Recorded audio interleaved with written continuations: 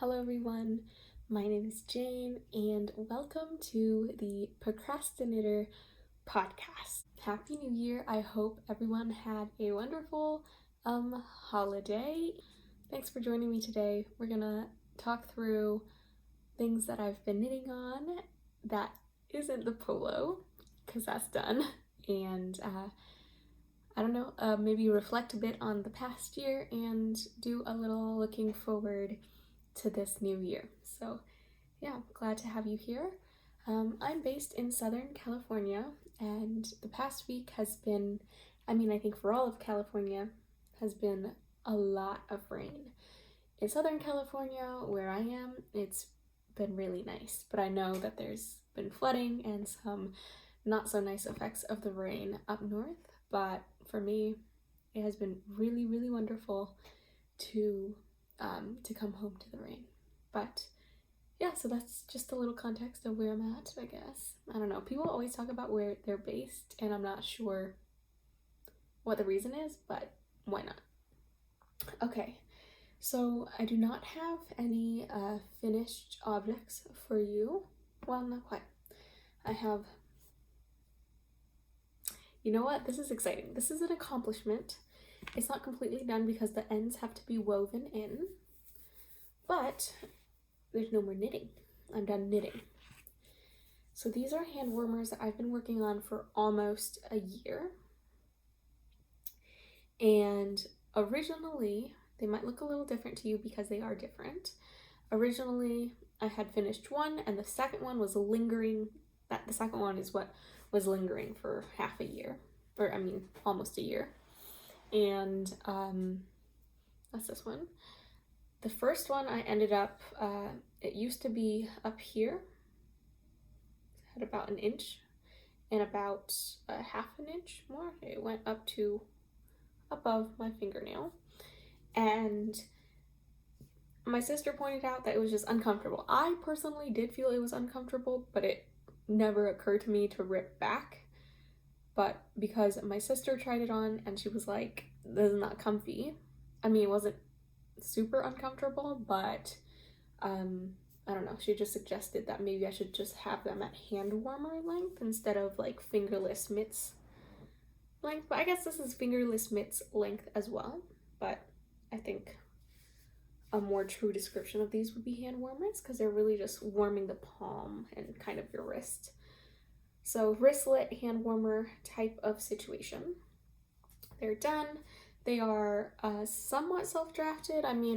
Like socks, hand warmers and gloves follow a recipe kind of, or a basic construction. I guess like anything, there's a basic construction. So I didn't follow a pattern. I just cast it on a certain amount of stitches and then knit until I wanted to start the gusset. Then I started the gusset, then, so I did not, these are patternless gloves, if you will. And yeah, I like them quite a bit. This is the one where I ripped back and then I bound off much shorter, and this is not rolling like at all. I don't know what the physics behind that is, but it doesn't roll. If I wanted it to, I could make it roll, but it does not naturally roll, like it stays up. Versus this one is the one that I finished, that I knit to this length and bound off, and it rolls. So I'm not sure. I don't know what the difference is. Maybe this fabric has been flat for almost a year and maybe it just kind of remembers being flat, or maybe I bound off a little tighter or looser. I don't know what it is, but this one does not roll, but this one does. But that's okay, I think.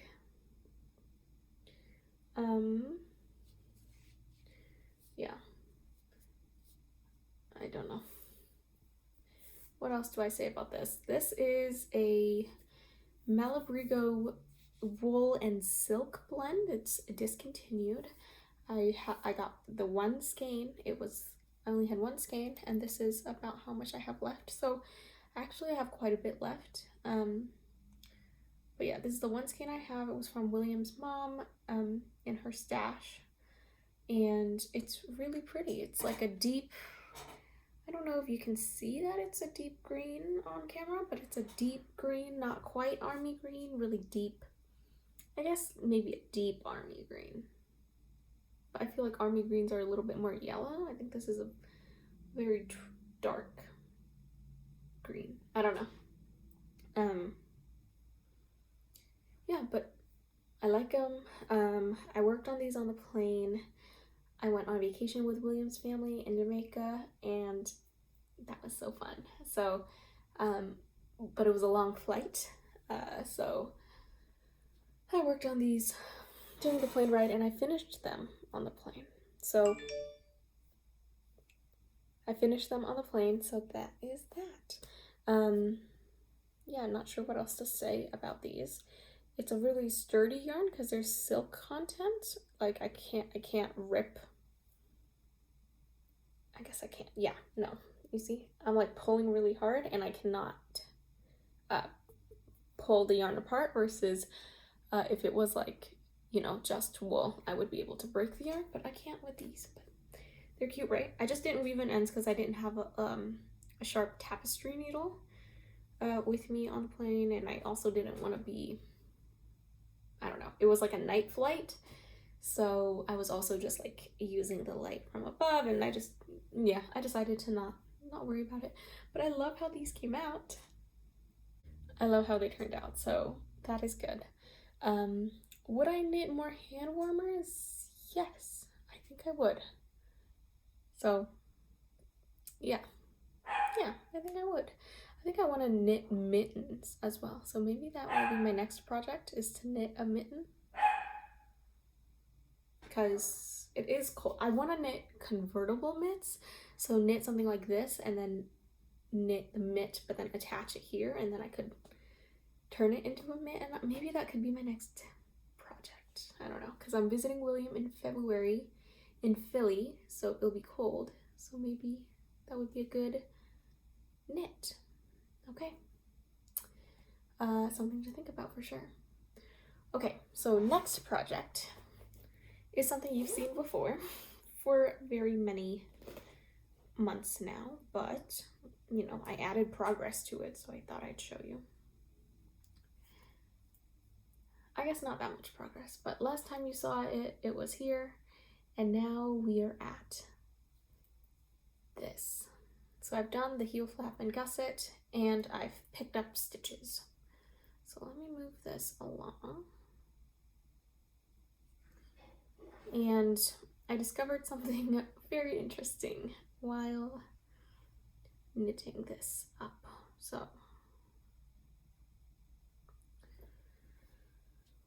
what I discovered, I'm not sure if you remember, either it was the last episode or the episode before, I was talking about how the sides aren't even, how there's the lace motif and then it's 2 sets of ribbing on one side, but then 3 sets of ribbing on the other side, because of course the foot is stockinette. And I was like, that's weird, but it looked like in the pattern photos that's what it looks like, so I think that's just how the math works out, yada yada yada. And so then for the second sock, I made it so that it would mirror it. So instead of having 2 pairs of socks with this, you know, how to say, I just had another realization, but we'll save that for next. So for this sock I did, let's see, the beginning of round is here. So I did 3 ribbing lace and then 2 ribbing, 2 rows, 2 columns of ribbing. So that it would be 3 lace 2, 2 lace 3. But it just occurred to me that I could have done it exactly the same as this, but if I had put it on the other side, it'd be the same effect. You know what I mean? Okay, so I didn't have to go through all that trouble and adjust my technique. But what I'm about to tell you is I did not need to adjust my technique at all. In fact, I just knit this wrong. I just knit this wrong. So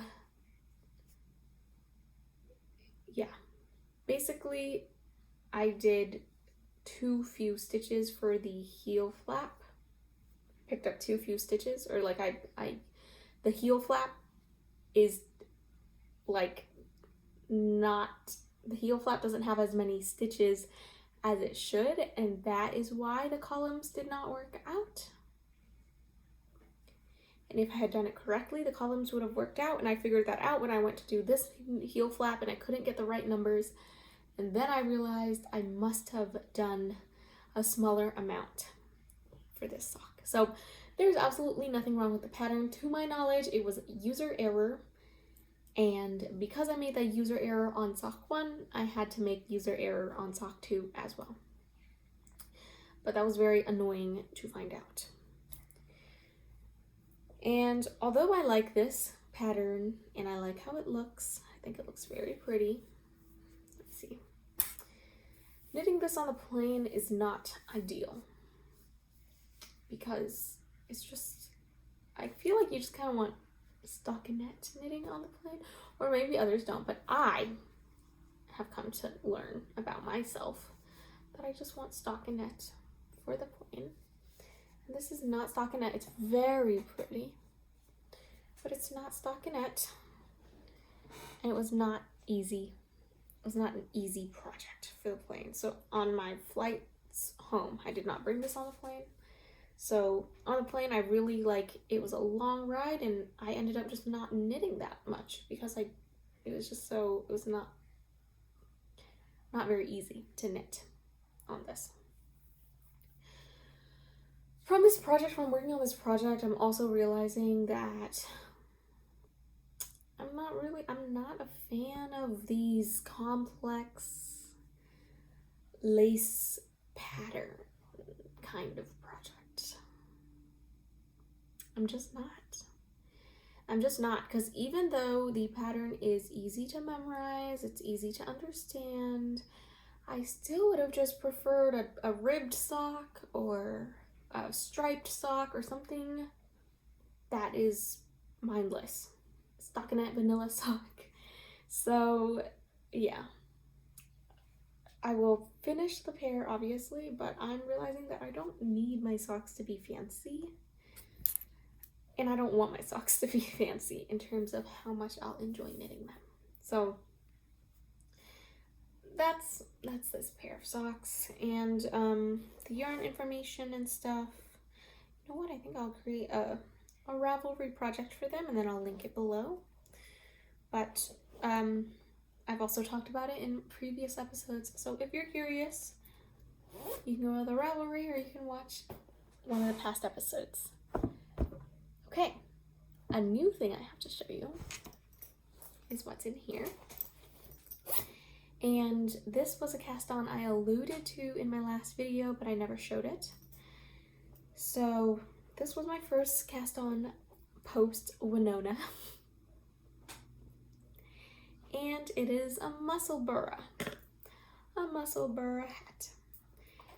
So if you're unfamiliar with a musselburgh, it's a very, very popular hat knitting pattern that it's one pattern, but you can knit.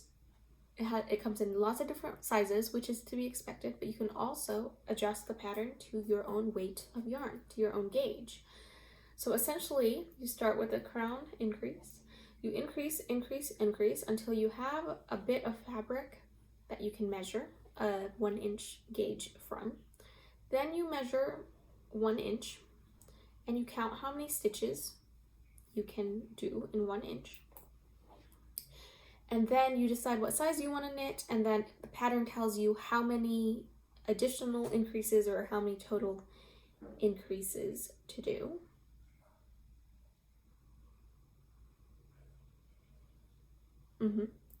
And then after you stop increasing and you just knit straight stockinette for a very, very long time. And this is not, I'm not done with this, so I have lots of knitting to go, but essentially you will knit and it will decrease, so it'll look like a giant oval. in a long shape, and then you fold the hat into itself, so it will be a double knitted hat, kind of. It will be, yeah. And then the, you know, the edge will look naturally nice and seamless because it is. So yeah, later you'll fold the hat into itself. So that is why you knit twice the, you know, you knit the hat twice basically, but in one go. So I have decided that my midpoint is this stitch marker here, and I will yeah, keep knitting until it's time to do the decreases. So yeah, that is that. I really love the pattern. It lives up to hype. This is a very popular pattern, and it definitely lives up to the hype. I've had lots of fun knitting this because it's stockinette. Everybody's stockinette. And even when it wasn't stockinette, even when it was, well, the cast on I felt like was a little tricky, but I figured it out with lots of YouTube videos. But other than that, it was an easy knit because it was pure stockinette. And this hat I lovingly refer to as my Avatar hat because I watched Avatar 1 while doing the increases, and I probably got to about here. And then during Avatar 2 in theaters, I knit probably this much in theaters, or maybe more, I don't know, but I knit quite a bit of it in theaters as well. And yeah, so the majority, I would say at least half.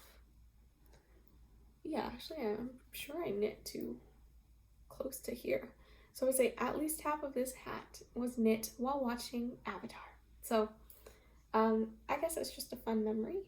This hat is going to be for my mom. It was going to be for her for Christmas, but because of Miss Winona Polo, I did not have the time to finish it up. But yeah, it's been really fun so far. The only thing that I don't like about this hat, my experience of knitting it, is I've been knitting it magic loop, as you can tell. And knitting magic loop is fine, it's okay, but I just know that this would go so much faster if I had circulars. If I had a circular needle, like a 16-inch, I think would be, or something, where I could just go round and round and round instead of pausing for like the 5 seconds it takes to, like, you know, reset up your yarn so that you can knit from it again. So that is my only like complaint about the experience of knitting this hat, is I don't have the circular, but that is something I shall talk about a little bit later in the video, in the podcast as well. The yarn I'm using is a yarn I got in Philly. I believe I got it at Loop in Philly, which is a yarn store there, and it is a Philly yarn as well. So it was the oh, where is it? Oh, where'd it go? I think it's called like Dye in the Cast or something. Cast in the Dye. There it is. Dye is Cast. Okay, it's called Dye is Cast. Their website is dyeiscast.com. This is called Antique Mystique. That's the colorway.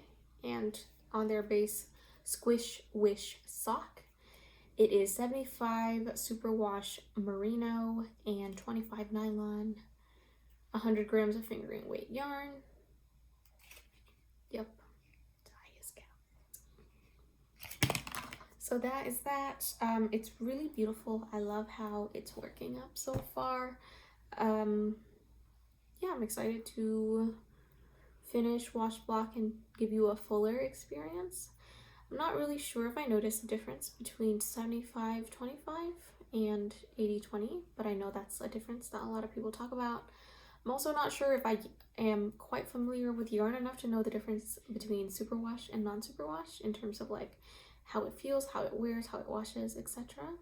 And like I know there are differences that I can just like look up. I just mean for myself, like I haven't gotten to a point where I've noticed the differences yet, because I don't think I've like had a large amount of, I don't know, experiences between the yarns. Yeah. So that is that. That was my last project that I wanted to talk to you about, although I have very many whips. But I think next I will talk to you about things that I've gotten since last we talked. So it's really only one thing that I have to chat to you about, and it is the knitting planner.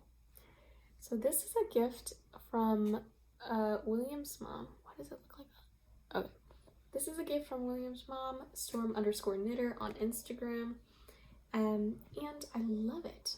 It's a spiral bound planner. I love this cover. I don't know if there were other options for the cover, but this is the perfect cover. I love it. And yeah, it just looks very pretty. I've never had a planner that is spiral bound, and let me tell you, it's a game changer. I love the spiral bound part of it because it's so thick as well. It just lets you lay things completely flat, which is very, very nice. I've never heard of the Knitter's planner before, but I think they're a company. They release a planner every year.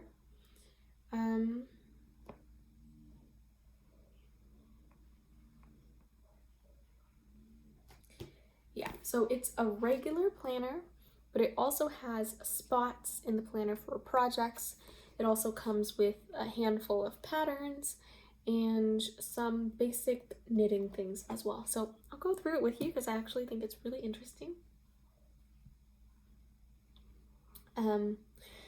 So these tabs are really, really nice. It has all these tabs with the dates, and then it has tabs for projects, right? What does it say? Patterns, projects, and references. So yeah, so let me just show. There's like lots of stuff. There's a needle inventory, which I don't plan to use because I don't have that many needles, and I'm not confused about what needles I have and what I don't have. There is a goal planning section. There's like an important dates section, and then there are also these grids throughout the planner. I'm not sure what it's for. Maybe it's for making your own color work grid sort of thing. I'm not quite sure, but there are more than a handful of these throughout the planner. And then each beginning of month or beginning of tab has a really nice picture to it. That's yarn related, of course. And each month starts with a calendar. And they also have like knitting events in the calendar. So like festivals or just knitting conventions, that sort of thing. All listed with location too of where the event is being held. So that's nice. And then there's also monthly planning. So this is January for me. There's like a goal section, a date section, and some reflective stuff like who do you want to connect with this month? What do you want to read? What do you want to watch? What are some inspirational words? What are you grateful for? Reflecting on what happened well last month and what do you want to do in this month. And then there's also a habit tracker.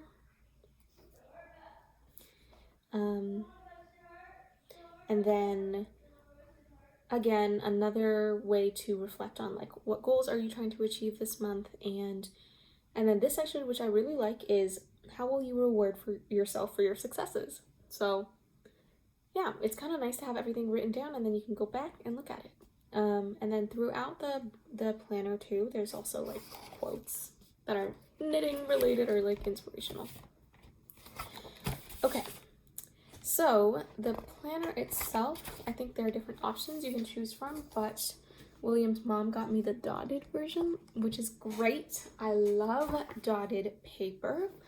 I used to have a dotted journal / bullet journal. So yeah, I think dots are great. So here's how I've been using mine. Kind of just like a to-do list, really, but because it's dotted and there's no formatting, you can really take it like a bullet journal. You can draw, you can write down lists. I'm just like a to-do list person, so that's how I plan. So yeah, it's nice to have places for my to-do list. I planned out the podcast here, and I haven't planned out a podcast in a long time, so but this one will be jam-packed, I tell you. So there's that. And yeah, and then again, grid, just like one sheet of grid. Okay, and it's pretty much the same for all the months. That's like the general format. And then for the calendar, I forget to say, but there's like a part where you can put your personal projects, knitting projects, and just overall notes. But I mean, there's just like lots of opportunity to write in this planner, and it's rather nice. Okay, so let's go to the pattern section. So the planner comes with a few patterns. The first, which look really nice, are these socks. They're kind of like cabled socks or faux cable socks or something like that. But they do look nice. I think I will probably try it out, even though I just said no more non-vanilla socks. But these look nice. Maybe if I'm feeling up to the challenge, I will attempt these. Here we go.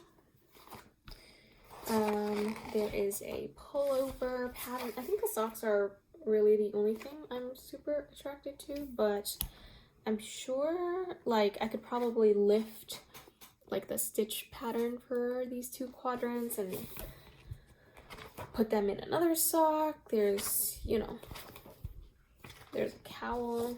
That seems interesting. Like, I don't think I'd want a cowl in this, but I again could lift the motif and put it into something else. This is actually interesting. I think I would knit this just in different colors. So yeah, there's lots to do. One of my favorite parts of this planner though is this. Okay, hold on. Okay, yes, so one of my favorite pages is this page. At first I was really confused. Here, I'll give you the blank version. Because I was like, how in the world are you gonna write like what yarn you choose in that tiny box? Or how are you gonna write like, I was just not understanding the concept. And the concept is check it off as you go along. So these are all my whips at the moment. And yeah, I guess if there was one thing I wish was different, is a place for you to write your the date you finish it or the date you start it. But then I think it would really have to be horizontal, which I think is fine because, like, I don't think you understand. There's 1, 2, 3, 4 pages for this, like, at a glance. And I don't know about you. I don't know if I'm going to be knitting this many things in the year, but it's very nice and interesting to have it like laid out like this, super simple, and I had so much fun like filling it out, etc. So yeah. Okay, and then next there's like more detailed project planning. So it's, you know, I don't know, I can't really imagine filling this out unless it was a self-drafted project. Then I'd want to kind of like take notes, and maybe that's what it's for. I mean, no, because there's a part for you to write the pattern in Designer, but I mean, that could be you. But yes, I can't imagine this would be really helpful if it was like a self-drafted pattern, or if you heavily modify something and you want to write stuff down. But yeah. There are probably like 10 of these pages, and then it also has like this on the other side. I don't know, presumably for you to be able to sketch it out or do a little schematic, or I don't know what the grids are for. The grids are there. Yeah, I would say actually there are like at least 20 of these more in-depth project pages. But lastly, there's just like a reference section of basic knitting techniques. I don't understand why every knitting book has this section, but they do. I mean, in the world of video, I'm always gonna go to YouTube. I guess it's helpful. And then there's like a knitting weight thing reference. And there's just, you know, some basic how-to knitting, etc. There's a thing on color theory, which is interesting. Thinking about color. And then there is a section called Idea Saver, and again, it's just grid. It's a lot of grid. It's like probably 10 pages of grid. So yeah, and then, oh no, it starts with a grid, then it starts with, and then it goes to lined, and then it goes to blank, unlined. So yeah, I'm not sure. That is a very popular format in a lot of journals, so maybe they're just kind of doing that, but yeah. And then very lastly, there are this I guess just this one with a little pocket, so you could put any loose piece of paper or stickers or something in there. So yeah, overall, I love the planner. I've been using it. I used to be super huge into planning and planners. Not super huge, like not bullet journal, like all out huge, but I definitely did use a planner for most of my life. I started in middle school because they required it, and then I carried that habit to high school, and it was really helpful in high school. I did it in college a bit, but then when the pandemic happened and things just were shifting around and it was just hard to have a routine, I kind of stopped journaling, bullet journaling or planning, and went more to, or I was less steady with it, and I kind of just went to like to-do lists every once in a while and panicking the other times. So it's nice to have a planner again. I'm filling out the goal planning sections and the habit tracking and things like that, so I'll see how that goes. But so far I think it's been working well.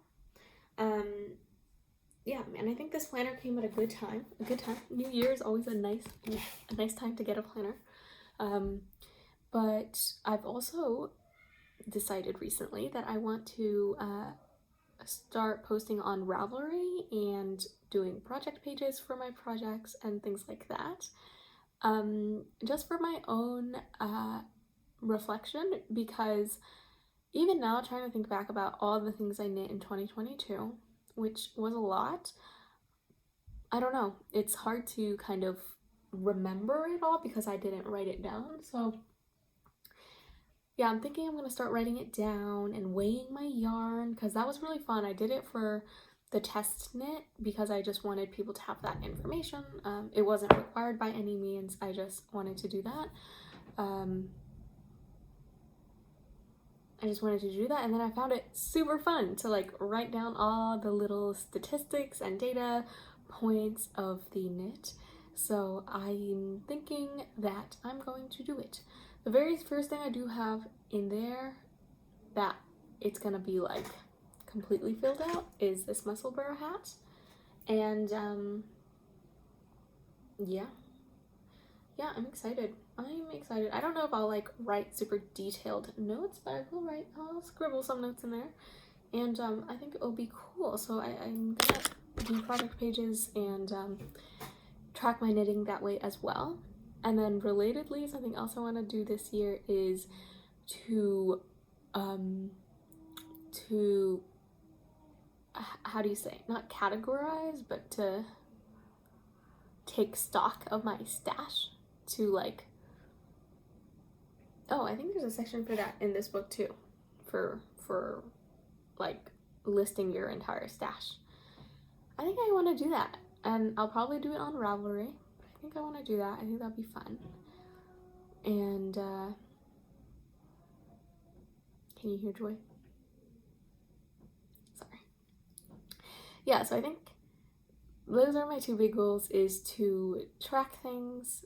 It's to track things. I guess that's one goal, is to track my knitting, and maybe this would be a little much, but I might track my spending as well for knitting. Yeah, I think I'll do that. I think I'll track my spending for knitting as well. So, yep. And then my short-term goal is to finish up all my whips. So as I showed you in my projects page, I have 5 whips going right now, and it's stressing me out to have that many projects and that many needles that are not free. So I would like to finish them all within the next month or two. I'm going to be very busy in the next month or two, so you know, I'm going to give myself a little bit of grace, but yeah, I really do want to finish all the whips. I don't think I'll cast anything new on because I think that will just like up my stress level. So yeah, those are the goals, is to just finish up all the whips. Yeah. Yep. What else? Where will this next year take me? I think that the theme for 2023 for me, for knitting, is to slow down.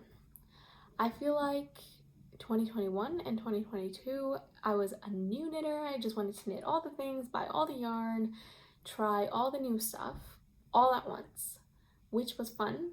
But now I feel like I'm in a place where I think this is just like a natural progression of things progressing. But now I feel like I'm in a place where I'm much calmer.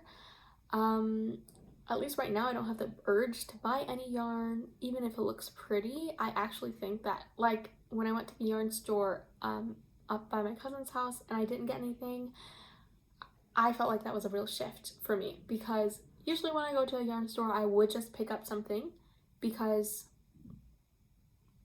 you know, 1, to support a local business, and 2, just to have a memory of that store, almost like a souvenir. But I did not feel compelled to buy anything at that store, and that was nice. And yeah, so I just feel like I'm like, and I feel like I have enough yarn. It's like maybe before or early in my knitting journey, I was always like, ooh, like I could do this or this or this, or like, oh, like this would be good for XYZ. But now I feel like I actually do have quite a bit of a stash of yarns that I want to work through before I add a significant amount back in, or that sort of thing. So yes, I think the theme is to slow down and be even more intentional with my knitting. Not that I wasn't intentional before, I just and I think the Winona polo also taught me this lesson of like really think through the projects you're gonna start. So yes, that is the goal. Slow down and work with what you have. Another goal I have is to do, not a goal really, more of a prediction of what my year is gonna look like. I think I'm gonna gravitate more towards garments, cardigans specifically, because that I think is the most wearable garment. So I'm thinking it's gonna be my cardigan year, but I don't know. I do not like knitting cardigans at all, because you have to knit it flat unless you want to steek. So maybe I'll learn to steek this year. I don't know. But yeah, I think I'm going to be knitting more garments this year than accessories. But we never know, because accessories are so fun to knit. But yeah, actually right now I'm wearing my this sock. It's very nice, very fun. But yeah, and I think I have many more musselburghs in my future. I feel like it's a good gift knit. It's a good one skein knit. Yeah, it's a good project. So that, and I think what I've been discovering, I already talked about it recently, but I really just want that simple stockinette or ribbing or something. I just think things where there's a pattern,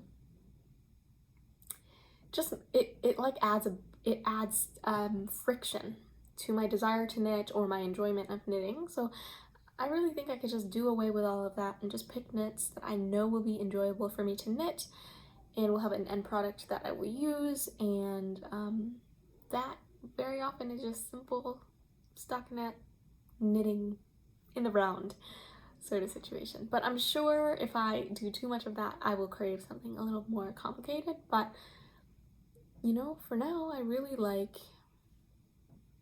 craving the simple. Another thing, oh yeah, let me show you.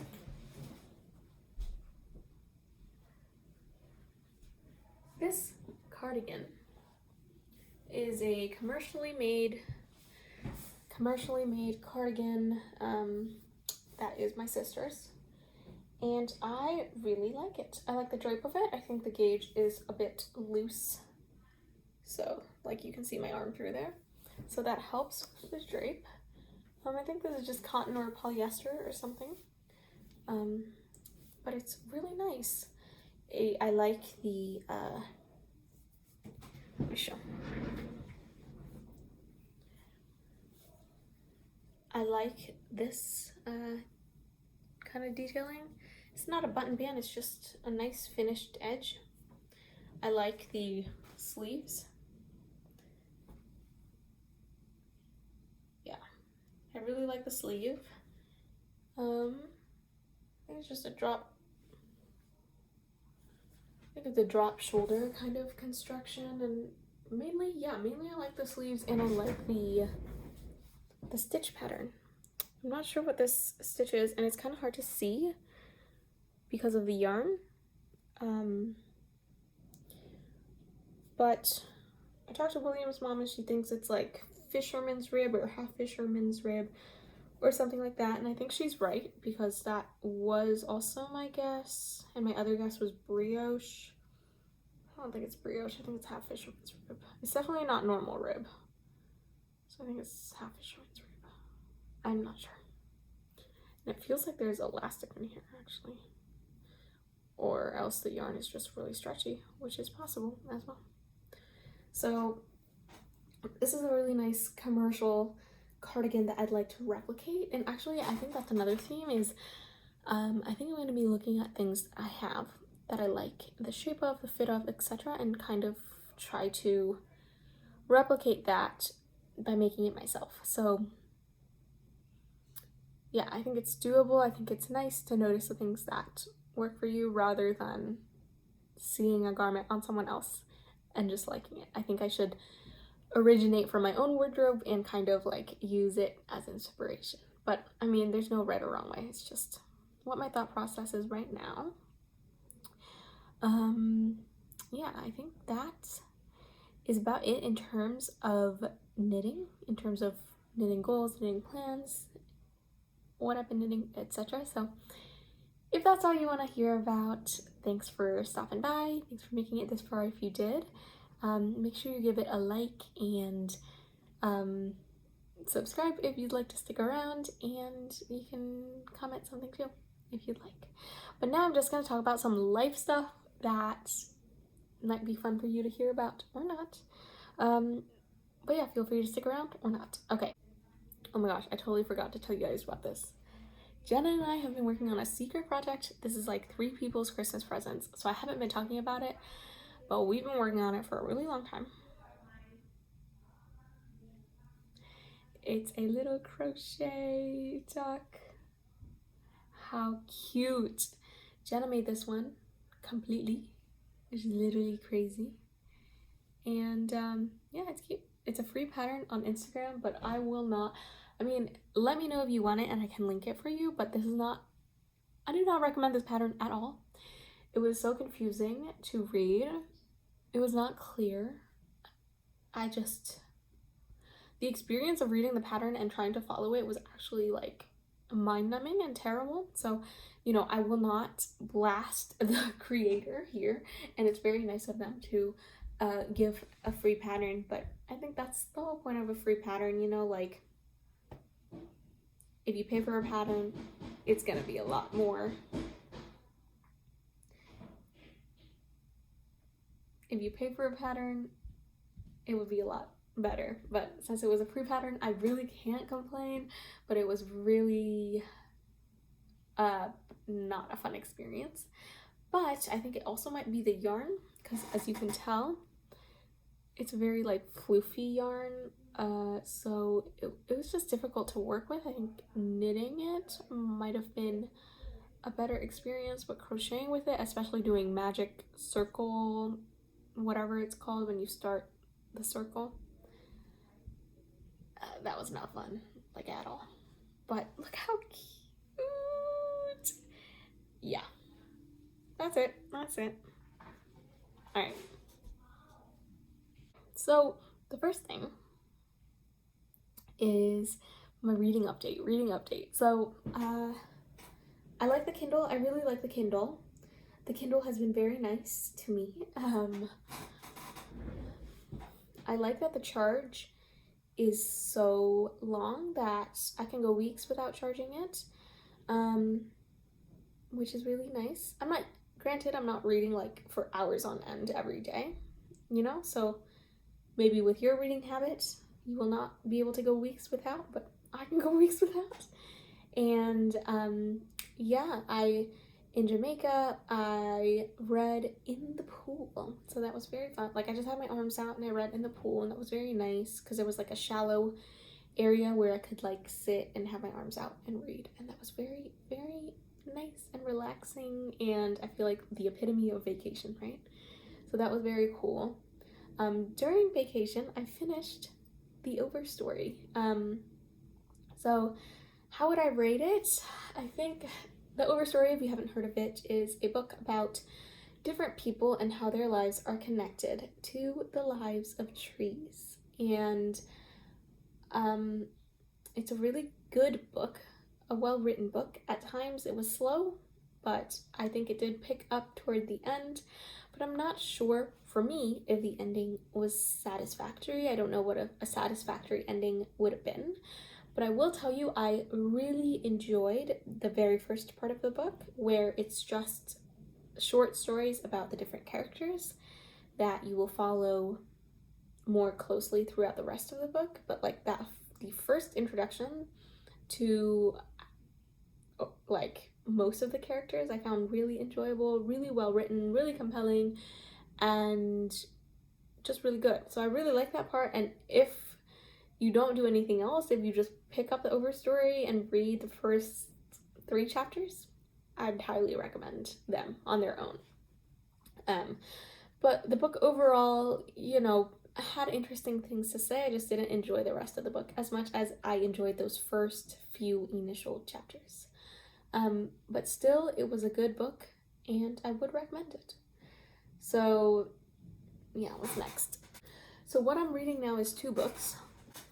And it's 2 books because I started reading one book and then I very quickly realized it's an academic text. So I stopped and I switched over to another book. So the first book I started reading is called The Mushroom at the End of the World. And the subtitle is On the Possibility of Life in Capitalist Ruins.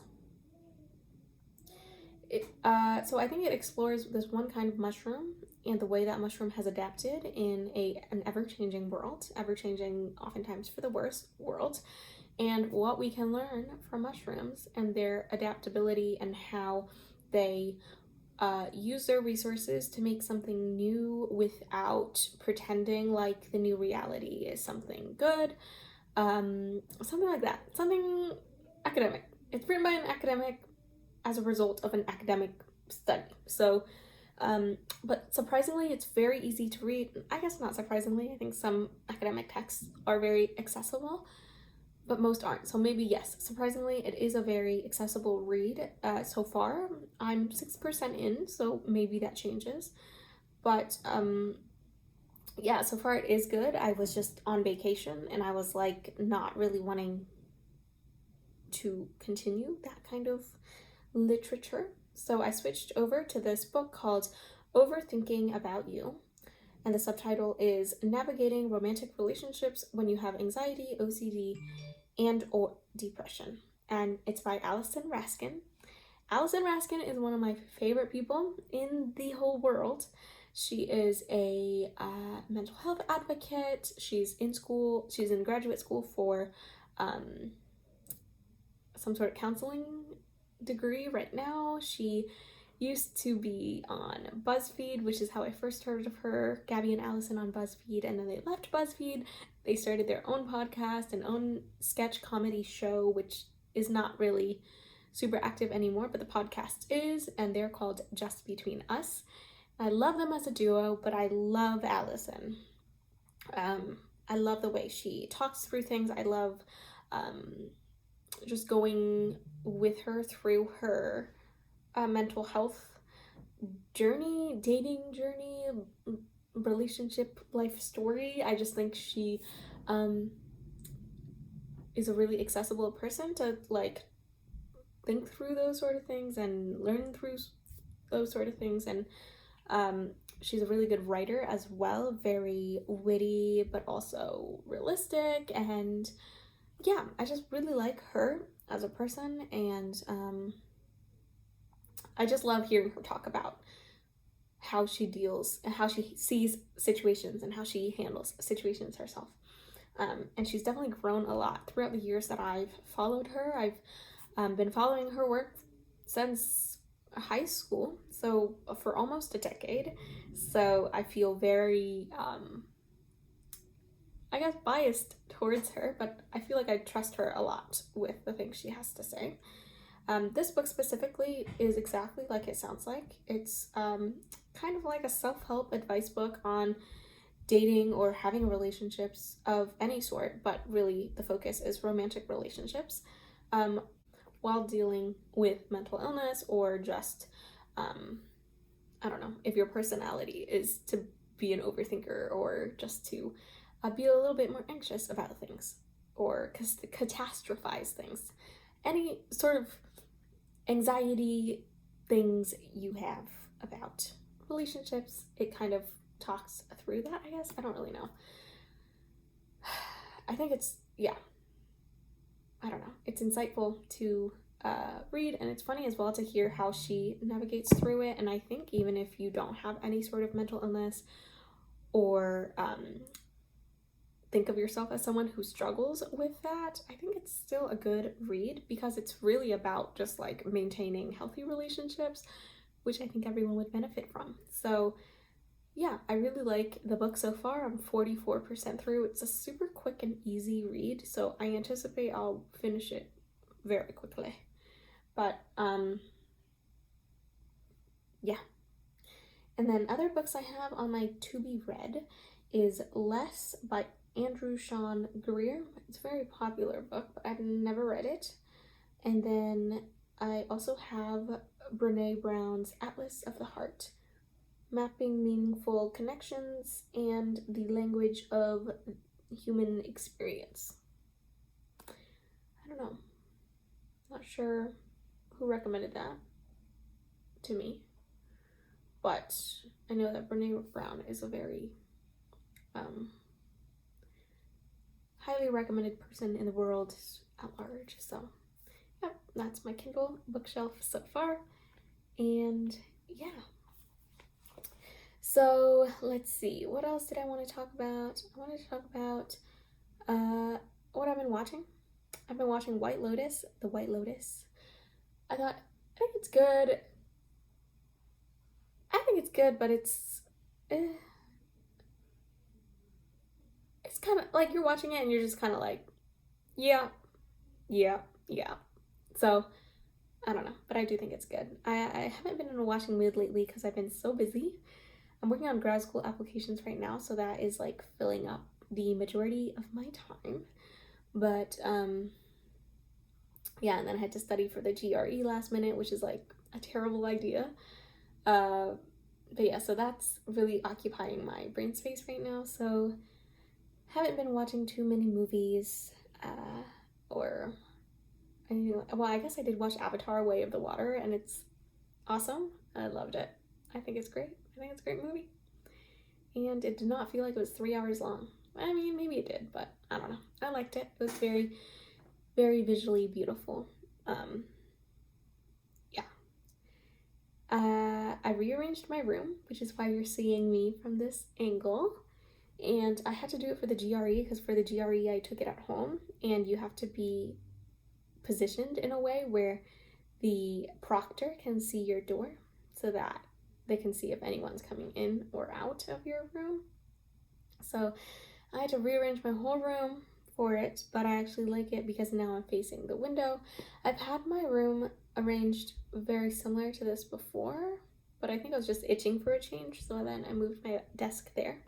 So I'm sure in like a year or 6 months or something, I'll be moved back, but for now I like it here. And what else? I have been on the hunt for a nice fanny pack for a very long time now, over a year now, and I finally found it. Here it is. I think this is called like the half circle bag or something. It's from Uniqlo. The material is exactly the material I'm looking for. It's similar to the Baggu material, but softer, I feel. It feels like what the Baggu material would feel like after a lot of